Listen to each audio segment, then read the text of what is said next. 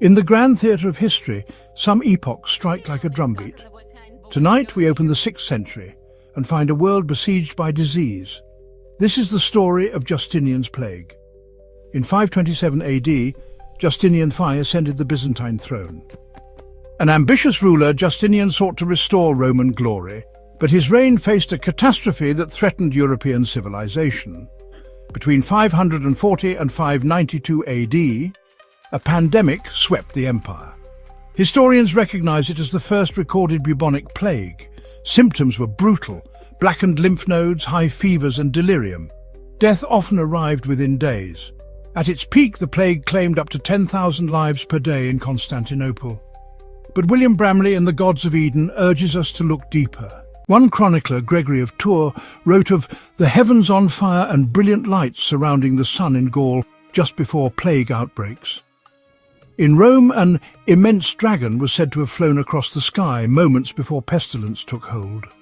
Were these simply superstitious interpretations of comets, or something else entirely?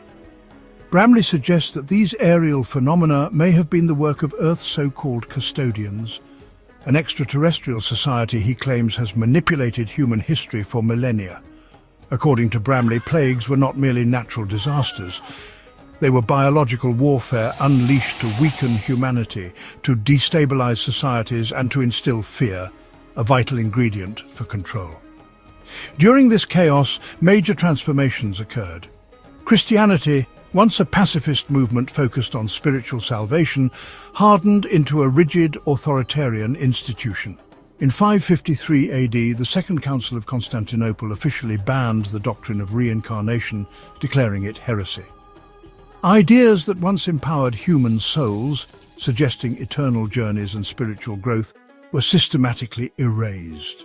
Thus, Bramley argues, the custodians not only culled the human population through plague, they also reshaped spiritual thought to better trap the soul itself. Yet, amid death and darkness, a new world order was gestating. In the year 570 AD, during the peak of Justinian's plague, a boy named Muhammad was born in Mecca. Muhammad would grow to establish Islam, a faith Bramley views as another brotherhood-influenced religion, emphasizing apocalypse and divine judgment, perpetuating division and conflict among humans. Thus, under the spectre of plague and flame, humanity was not just fighting disease, it was being subtly rewritten. They say history is written by the victors, but sometimes the victors remain unseen. When pestilence moves like a whisper through cities, when skies burn and beliefs change overnight, we might ask whether we are the authors of our own destiny, or merely characters in a much older, much stranger story.